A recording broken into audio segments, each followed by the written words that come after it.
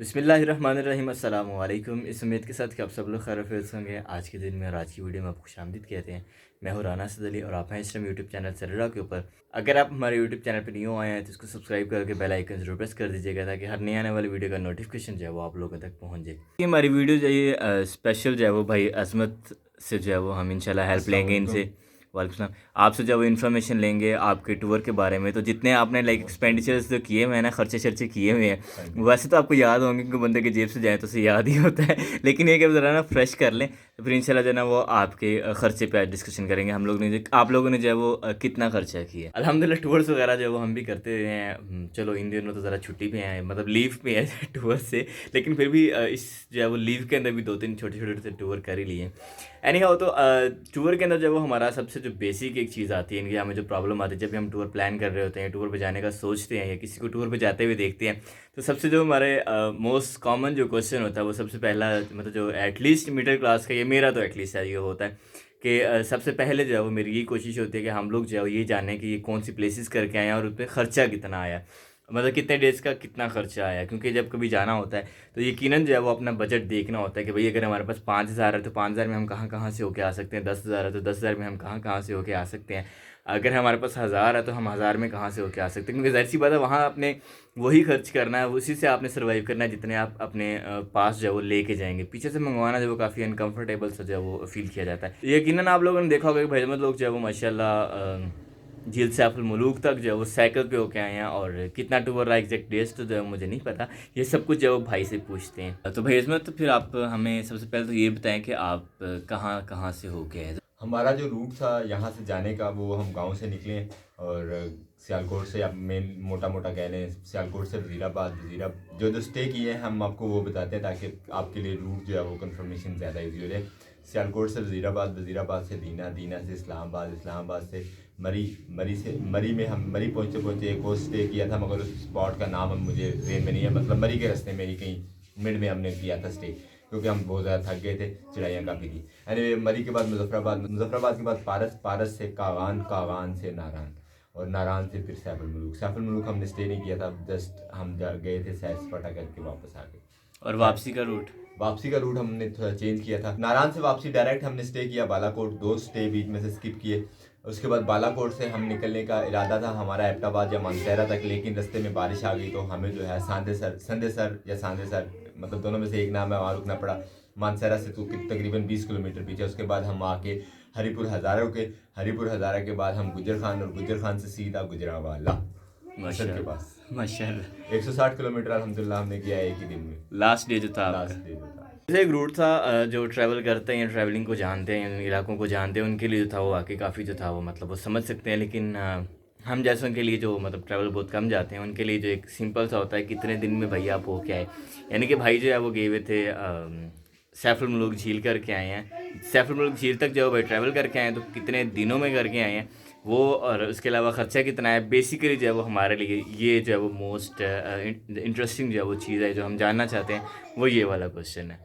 हम यहाँ से सियालकोट से निकले और हमारा जो जाने का सफ़र था मरी तक, उसमें हमें 6 दिन लगे। और मरी जाके हमने 2 दिन स्टे किया। 2 दिन स्टे मरी के बाद हम जो है डायरेक्ट पहुँचे कागान। नेक्स्ट जो हमारा स्टे था यानी वो जाके नारायण में हुआ। नारायण में हम 3 दिन के लिए रुके और उसके बाद हम डे बाय डे रूटीन से वापस। डे बाय डे रूटीन से वापस। टोटल डेज पूछे, टोटल डेज कितने की नहीं याद? हाँ, और ओवरऑल हमें 19 दिन लगे गुजरांवाला आते तक, और वापस सियालकोट टू सियालकोट करें तो 20 दिन। सियालकोट टू सियालकोट 20 दिन लगे हैं आप लोगों के। 20 दिन कहीं की ट्रैवल रहा आप लोगों 20 का। दिन का हमारा टेन्योर रहा, जिसमें हमने 5 दिन जो है वो रेस्ट की, यानी वो स्पॉट्स ऐसे दे के वहाँ से हिलने को नहीं, नहीं लेकिन मिला। स्टिल खर्चा तो आता ही रहा ना। खर्चा तो होता रहा इसमें, इनके कोई शक फ्यूल नहीं। का और गाड़ी का खर्चा निकाल के बाकी तो आ ही रहा था फ्यूल का तो सारा। हमारा यकीन माने 1 रुपये का खर्चा नहीं हुआ। भाई लोग जो थे वो साइकिल पे थे, इसलिए इनका फ्यूल का खर्चा तो नहीं आया, लेकिन बाकी अखराज जो है वो आपके भी आएंगे अगर आप इसी तरह का टूर करना चाहें तो अब आते हैं मेन क्वेश्चन पे, पैसे कितने लगे? वैसे हम यहाँ से एक हल्की सी एक्सपेक्टेशन थी हमारी कि हम नारायण तक जाएंगे, ये एक सिर्फ एक्सपेक्टेशन थी। लेकिन हम वहाँ तक पहुँचे और उससे आगे जाने का मेंटली तौर पे मेरा पूरा प्रोग्राम था आगे जाएंगे। इसी वजह से जाते वक्त हमने खर्चा जो है बहुत लिमिटेड किया, अपना एक इकोनॉमिकल टाइप का अपना जो है वो ट्रिप बनाने के लिए। आपने हमारे टिप्स अगर देखे हैं तो उसमें देखा होगा कि खाने पीने में हमने बहुत ज़्यादा बचत की है जाते वक्त ख़ास तौर पे कोई भी एक्स्ट्रा और हैवी चीज़ नहीं खाई। एक तो वैसे भी जाते हुए सफ़र में इतना ज़्यादा हैवी मील जो है वो खाया जाता ही नहीं है, और दूसरा ये कि ख़र्चा जो है वो कम से कम हो। इस चीज़ को मद्देनज़र रखते हुए हम जाते हुए जो है वो सफ़र किया। वापसी पे आपने देखा होगा हमारे मील्स जो थे वो चेंज थे, क्योंकि हमारी जेब में कुछ पैसे बाकी थे।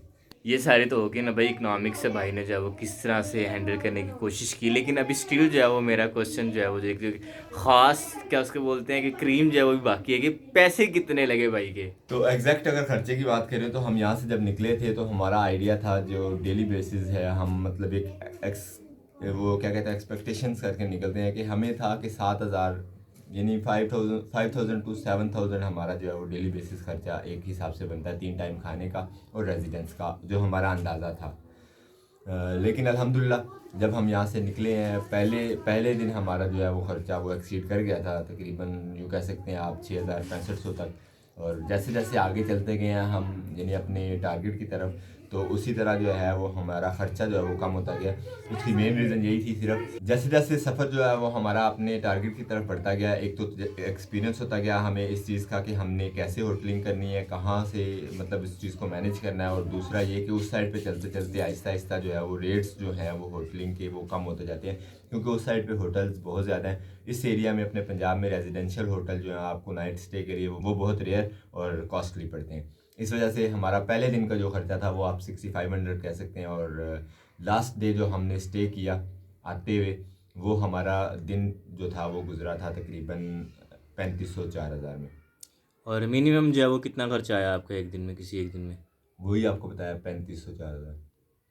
सबसे मिनिमम जो आया जो था? मिनिमम आया वो 3,500 4,000 आया। उसकी रीज़न ये थी कि एक तो हमने खुद के साथ मतलब वो क्या कहते हैं उसे रेस लगाई हुई थी एक, कि हमने लॉन्गेस्ट ट्रैवल करना है विदाउट फूड, मतलब पाँव नीचे लगाए बगैर यानी एक टाइम का हमारा मील मिस हुआ। और दूसरा हमने सफ़र जो है उस दिन 190 तकरीबन हमने 100 प्लस उस दिन ट्रैवल किया, और कमरा भी जो है वो हमें 1,000 में मिल गया था। इसलिए जब वो आप लोगों का हाँ एक्सपेंडिचर जी, कम एक्सपेंस हो उस दिन गया। हिसाब से कम आया। खर्चा जो है वो तो भाई ने बता दिया, लेकिन ये है कि ये जो खर्चा है अब इसकी कैलकुलेशन जो है वो तो मेरे से नहीं हो पाएगी। इस तरह से कैलकुलेशन करना जो है वो काफ़ी मुश्किल होता है। अब 20 दिन 6,000 से लेके तो 3,500 के बीच में जो है इनका डेली का खर्चा आया। अब बीच में जब अच्छी खासी अमाउंट का जब गैप बनता है, नहीं ब्रदर, 6500, 6500। सॉरी 6,500 से माजरत चाहता हूँ, 6,500 से 3,500 तक का जो है वो इनका इस बीच में जो है वो इनका रहा खर्चा। लेकिन ये कि इस तरह से जो वो अंदाज़ा तो नहीं हो सकेगा इसलिए एग्जैक्ट अमाउंट।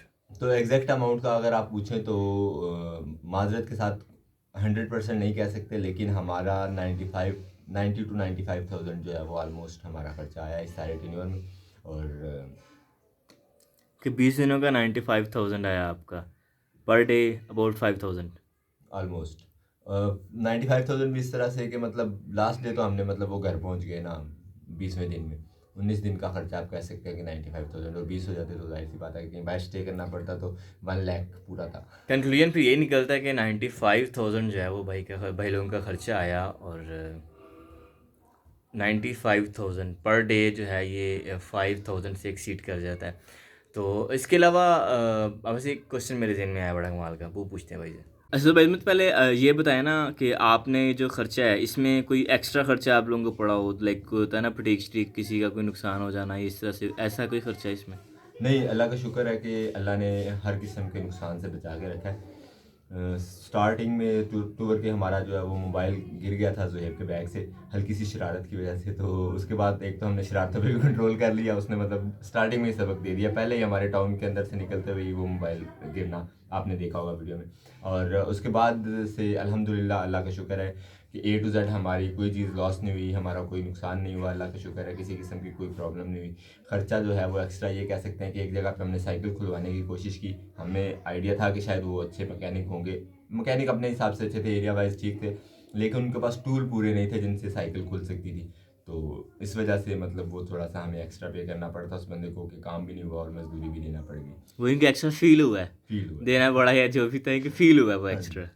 क्योंकि हमारा काम नहीं हुआ उनसे, और वो पैसे भी देने पड़े। इन्फॉर्मेशन अलबत्ता ज़रूर मिल गई हमें इस बारे में। हमारी साइकिल के उस पॉइंट पे गोलियां नहीं, बैरिंग लगे हुए हैं, जिस पॉइंट को हम डरते डरते जो है वो चला रहे थे। यानी सेंटर एक्सल जो उसका पैडलिंग वाला एक्सल था, उसके अंदर गोलियां नहीं, बैरिंग फिटेड है। और बैरिंग फिट होने का मतलब ये है कि गोलियां मतलब ख़राब नहीं हुई थी। जो आवाज़ आपने सुनी होगी मेरे अक्सर ब्लॉग्स में, ची ची ची करके कोई आवाज़ आ रही थी पैडलिंग करते हुए, तो वो गोलियों की नहीं बल्कि बैरिंग के अंदर बैरिंग के खुश्क होने की वजह से थी। को पानी वानी लग गया उसको और वो खुश्क हो गए। ये इन्फॉर्मेशन मिली और मैकेनिक को हमें जो है वो पे करना पड़ा इस इन्फॉर्मेशन पे करके जैसी बता फिर इन्फॉर्मेशन मिलती है ना। बैकअप खर्चा जो है वो तो हो ही गया। सो अभी एक इससे भी जो एक ख़ास चीज़ होती है वो होता है एक्सपीरियंस इंसान का। तो इनको जब क्या एक्सपीरियंसेस मिले, क्या क्या एक्सपीरियंस किया इन्होंने, तो वो मैं जो जानना चाहूँगा। बाद में फिर अपने अल्फाज है वो इंशाल्लाह शेयर करूँगा कि जो मतलब मैं इनको कहा, कमेंट्स में भी कहा, मैसेज में भी कहा, कॉल पे भी कहा, और मैं आप लोगों के साथ जो ट्रैवल के लिहाज से शेयर करना चाहूँगा। एक्सपीरियंस के हवाले से ये है कि पहले ही दिन हमें एक्सपीरियंस हुआ कि किसी भी अनजान बंदे के साथ इतना ना घुले मिलें कि आप अपनी जेब तक उसको दिखा दें, नंबर 1। नंबर 2, कहीं भी आप होटल वगैरह बुक करते हैं तो डायरेक्ट होटल पे जाके होटल के जो काउंटर हैं उस बंदे से डील करें। बाहर फिरने वाले बंदों के साथ डील करके होटल देखने ना जाएं। नंबर 3, जो सबसे बड़ा और सबसे इम्पोर्टेंट मैसेज था, मेरे अपने सब वीडियोज़ में बताया दिखाया, वो ये कि कोई भी रूम छोड़ें उसकी बेडशीट्स यानी उसकी हालत जो है वो उसी तरह करके जाएं जैसे आपको देखने में अच्छा लगा था रूम, जो आपने सेलेक्ट किया रूम आपको देखने में जैसा पसंद आया वैसे ही आप छोड़ के भी जाएं। कि उससे एक तो ये होगा कि आपकी कोई चीज़ रहने का कोई खदशा नहीं रहता होटल में। जो बंदा देखने वाला होगा, जो चेकआउट करने वाला होगा आपको, वो ज़रूर आपको अच्छे अल्फाज में याद रखेगा इंशाल्लाह। यही 3-4 चीज़ें थी जो मैं आपके साथ शेयर करना चाहता था ज़रूर, और अक्सर मैंने शेयर की हैं और आज फिर मैं कुछ इस तरह से कहना चाहूँगा कि जब भी आप ट्रैवल पे निकलें तो सबके साथ खुशी से बात करें, लेकिन जो आपके सीक्रेट्स होते हैं, आपकी आइडेंटिटी तक जो है वो हर किसी को ना बताएं। बहुत ज़रूरत पड़े तब बताएं। अपने प्लान्स क्या हैं, आपके क्या क्या आपने करना है, कैसे कैसे करना है, वो किसी को जो है वो ना बताएं। हाँ, अगर आपको एक पर्सन के साथ जो है वो लाइक आप साइकिल से ही करवानी है तो आप उसको ये बताएं कि भाई इतने किलोमीटर चली है, मुमकिन है इतने किलोमीटर और चले, तो इसको जो है वो उस हिसाब से जो वो सेटमेंट कर दें। सेकंड चीज़ तो भाई भी मेंशन कर रहे थे कि होटल वगैरह जो बुक करने होते हैं उनको ज़रा एहतियात से करें। तो मतलब मेरा एक्सपीरियंस जो अभी तक का ट्रैवल का उसके मुताबिक यही है कि आपने होटल बुक करने से लेके चाय का कप भी पीना है ना, तो वो भी पहले उससे रेट पूछें, बातचीत करें और डायरेक्ट उस पर्सन से बात करें जो उस चीज़ का ऑनर है या जो उस चीज़ को जो है वो आप लोगों को प्रोवाइड कर रहा है, सर्विसेज जो है प्रोवाइड कर रहा है। उसकी रीज़न्स काफ़ी सारी होती हैं, क्योंकि जब हम लोग यहाँ से ट्रैवल करके जाते हैं हम उस टाइम में जो है वो इतने, हमारा माइंड जो है वो बहुत ज़्यादा शार्प नहीं होता है। अक्सर जो हमारे साथ होता है हम बहुत डम माइंड होता है। जो वहाँ के लोकल लूटने वाले बैठे होते हैं, जो इस तरह के लोग लूटने वाले बैठे होते हैं, लोकल्स नहीं लूटते, ये ज़्यादातर वो होते हैं जो वहाँ पे बिज़नेस की गर्ज से आए होते हैं और उनका बस यही हरबा होता है कि किसी तरह से कोई टाई चढ़े, उसको जो है वो बस मतलब जितना हो सकता है उतना जो है वो एक्सपेंस उससे जो है वो निकलवा ले वो। तो ऐसे लोगों से जो है बच के तो आप डायरेक्ट ऑनर के साथ बात करें, डायरेक्ट होटल की बात करें। अगर होटल में भी जाएँ तो किसी एक होटल में कभी ना बात करें, 3-4-5-6 होटल के साथ बात करके रेट शीट चेक करके फिर उसके बाद जो है वो होटल डिसाइड करें। और उसके अलावा जो भाई ने कहा कि रूम से जब आप बाहर निकलें तो उसको जब रूम को अच्छे से चेक करके निकले, तो मैं इसमें ये कहना चाहूँगा कि आप रूम क्या आप किसी भी महफिल में बैठें, किसी के भी पास बैठें, कहीं भी आप अगर अपना वक्त गुजारते हैं तो जब वहाँ से उठें तो कोशिश करें कि आपके पीछे जब वो गंद ना छोड़ के जाएँ, मतलब साफ़ सुथरा करके जाएँ। उससे ये होता है कि आपके बाकियात भी बाकी नहीं रहते हैं, आपका वो जो है वो बुरे अल्फाज में याद नहीं किया जाता बल्कि अच्छे अल्फाज में याद किया जाता है। उसके अलावा जो बहुत ख़ास चीज़ होती है कि जब भी आप ट्रैवल पे जाएँ तो कोशिश करें कि वहाँ का एटमॉस्फेयर, जो सराउंडिंग्स होती हैं, वहाँ के लोगों की नेचर कैसी है, स्पेशली रिलीजन बेसिस पे या इस तरह से जो होता है, इन सब चीज़ों का ख्याल करें। पॉलिटिकल जो है वो इश्यूज़ पे बिल्कुल भी बात ना करें, किसी से ना रिलीजियस टॉपिक पे बात करें। इन चीज़ों से जो अवॉइड करेंगे तो उससे ये होगा कि आपके वहाँ के लोकल्स को आप जान नहीं रहे होते, वहाँ के लोकल कम्युनिटी किस तरह की है, आप किसी को हर्ट नहीं करेंगे और यकीनन आपके भी जो वो अगेंस्ट कोई भी पर्सन नहीं हो। ये थी जी सारे टूर की गपशप और काफ़ी मज़े की बातें, काफ़ी सारे एक्सपीरियंसेस मैंने भी अपने शेयर किए, भाई मैंने भी अपने एक्सपीरियंसेस जो थे वो शेयर किए और होप्स हो कि आप लोगों के लिए काफ़ी हेल्पफुल रहा होगा।